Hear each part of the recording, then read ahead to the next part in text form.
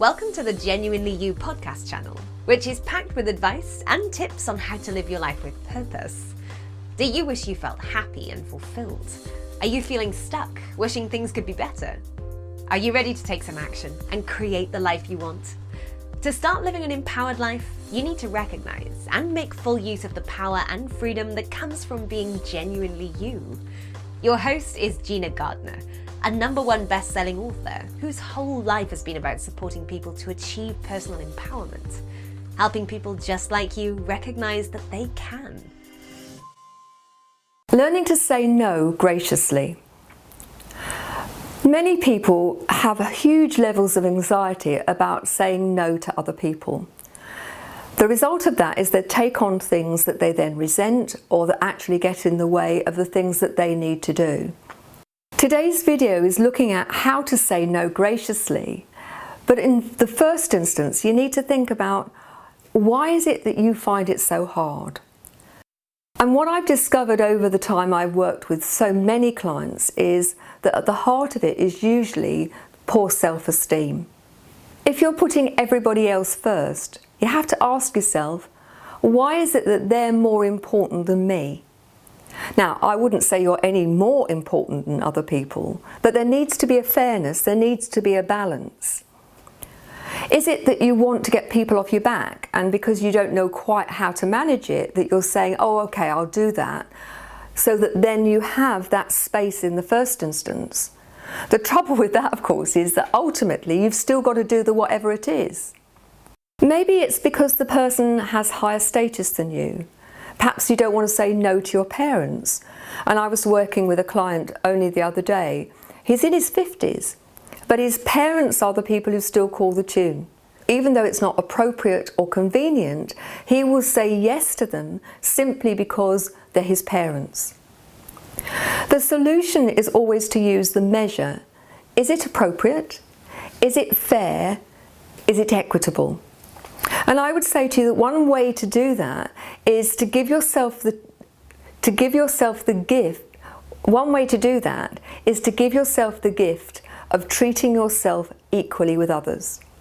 Imagine an old pair of scales, the sort that they have on courts of justice, where they have the pans and the chains. And I would say to you, any situation, put what you're asked to do and then look at what that's costing you. Is it fair? Is it appropriate? Now, every situation may not be fair, but look at it over a period of time. If sometimes you're doing more because somebody's ill or because there's a particular situation. But overall, ultimately, it needs to be fair to you both. How do you feel when somebody says no to you? Do you instantly not like them? Do you not talk to them? Do you feel rejected?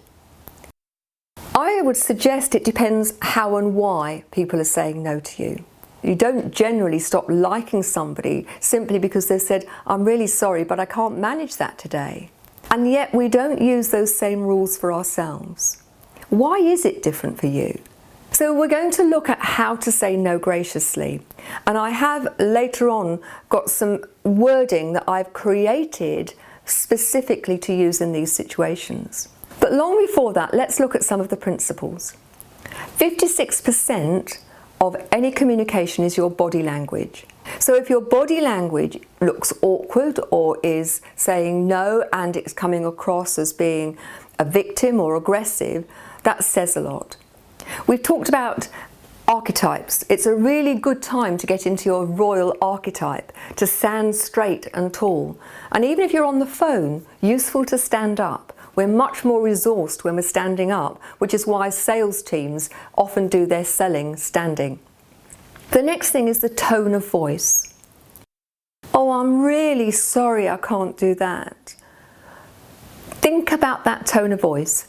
No whine, no nag, no aggression, no edge.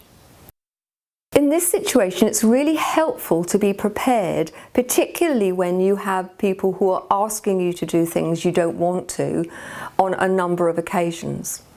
There is no need to justify. We often go into great long diatribes about why we can't. Simply, I'm really sorry, I'd love to help, but I can't help today. Don't lie.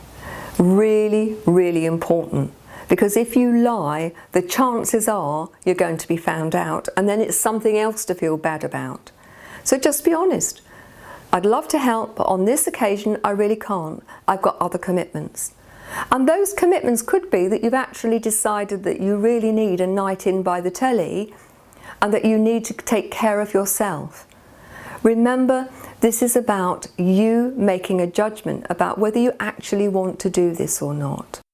Now, of course, there are always situations when you have to do things you don't want to do. If you've got somebody who's ill and you're taking care of them, then saying no in that context may not be appropriate. That's why the appropriateness is really important. But put it into the work context, or somebody who's asking you to do something in a personal context. You have a right to say no if you want to. So I've prepared some wording, and the reason I'm going to read these is because I've actually constructed these very carefully. And you can have a download of these alongside this video. And as I said, if you're prepared, it's much easier. So let's put this into the context of work. You've been asked to do something, you've got lots of deadlines and you're really busy. Here are some snippets that you could use. Thanks for thinking of me. I'd love to help, but I need to focus on my deadlines. I'd be happy to help once I've got those done. Or, with that one, you could also, I would be happy to help if my deadlines could be pushed back. Remember, there are only 24 hours in every day, and you can only do what's reasonable. I would expect you to work hard, but if you're burning the midnight oil to save somebody else some work on a regular basis, then something is wrong. Here's another example. I'd really like to help, but if I were to do that, which of my priorities would you like me to leave? Or, I can see how important it is, but I simply have no space in the diary to give it the time and attention it deserves. I would hate to let you down or do a poor job. Just look at my diary. There isn't a window of opportunity until the week after next. I don't think that's going to fit in with your timetable. It would probably be better to ask somebody else. Don't feel you have to give an answer immediately. I can't give you an answer at the moment. I need to look at what you require before committing, as I have so much on my plate at the moment.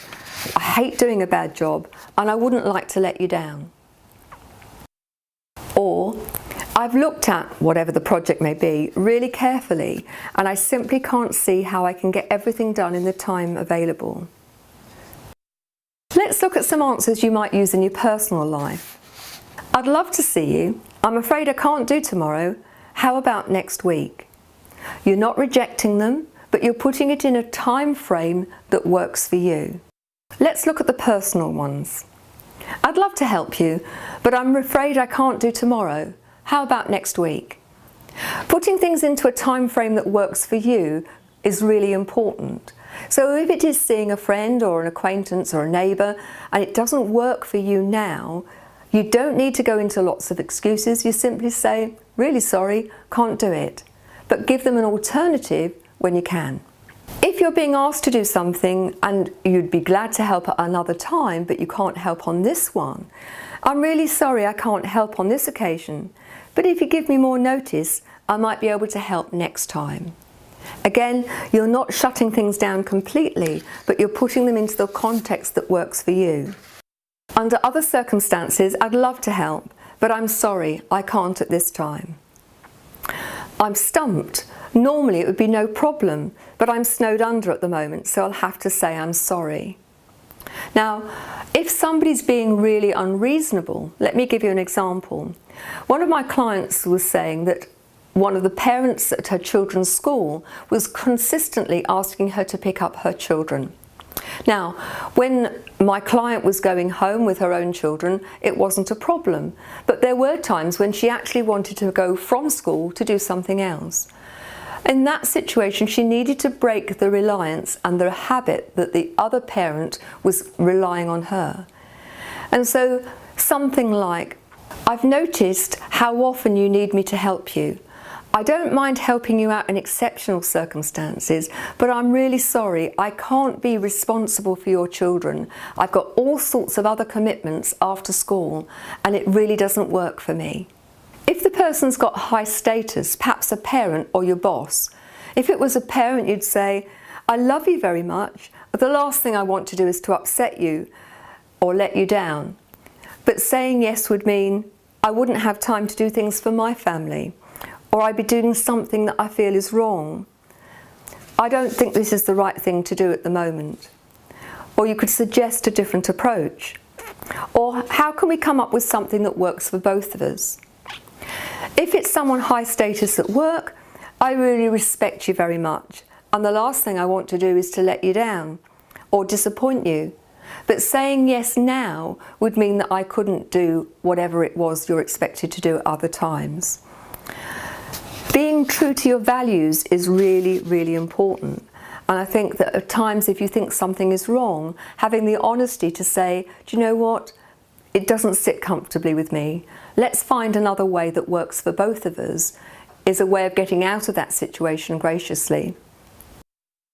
One very simple way to help, if for example you've got clients who keep pushing you to take on their appointment or to fit them in, is to put within your diary appointments to your alter ego.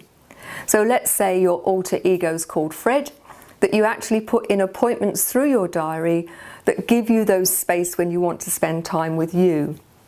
Then when your clients are asking you to push them in, fit them in, when it means you're going to have to work a very long day, you show them in the diary and you say, you find the space. They can see those appointments are already in there with Fred. You might want to give them more than one name, but actually that client doesn't feel you've rejected them. They can see you're busy. It actually gives you higher status in the sense that you are busy, and then they can find the space that works for both of you. It gets easier with practice. Please don't think I'm suggesting that you say no for the sake of it. This is about saying no when it really is the right thing for you, rather than saying yes simply because you don't want to disappoint someone or you want to get them off your back. Let me know how you get on, and I'll speak to you next week. Bye-bye. You've just been listening to another great Genuinely You podcast. We hope you enjoyed it. Genuinely You is a culmination of Gina's work, spanning over 30 years, of helping people learn what makes them feel happy and truly fulfilled, and how to achieve it. Please visit genuinely-you.com today to find out more.